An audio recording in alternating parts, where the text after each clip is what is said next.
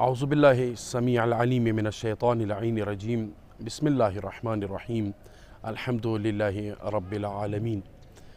د اوبو مستحبات کله یو انسان اوبچ کی هغوی مستحباتونه یو بهترین عمل څه هغه دی چې کله انسان اوبه وچي کی امام حسین سلام الله علیه باندې هغه په کار د درود و سلام ای هغه تشنگی په یاد کی اندیشان سره قاتلین و ظالمین امام حسین علیه السلام باندې لعنت وی. چونکه بهترین روایت هغه دلته ما اصول کفی نه کوټ کړی دی، هغه داود رقی دی د امام صادق علیه السلام یو صحابي دی. هغه فرمایي چې كنت عند ابي عبد الله، زه امام صادق علیه السلام سره موجود وم اذ استسقى الماء، امام صادق علیه السلام اوبه غوښتلې چې وچکم اوبه، فلما شربه رأیته قد استعبر، چې کله ما اوبه ویر کړلې امام صادق علیه السلام اوبه وچکلې ومه لیدل چې مولا په ژړا شولو. حتی دا څه روایت کې لیکلي دي چې امام مخ باندې اوښې روانې شولې، امام په ژړا شولو.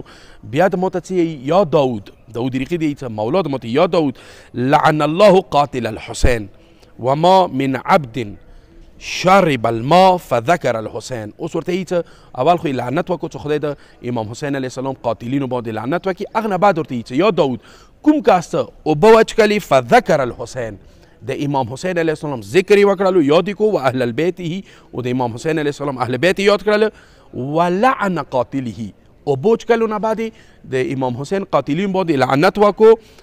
اوس اجر امام صادق علیه السلام خی الا كتب الله عز وجل له 100,000 حسنه، 1,00,000 حسنات به الله رب العزت دغه کس ته ولیکي. سوچ وکړه څومره الله رب العزت موږ ته لاس کې د حسنات لیکلي دي، اسانه یې راکړی دی، اسایش یې راکړی دی.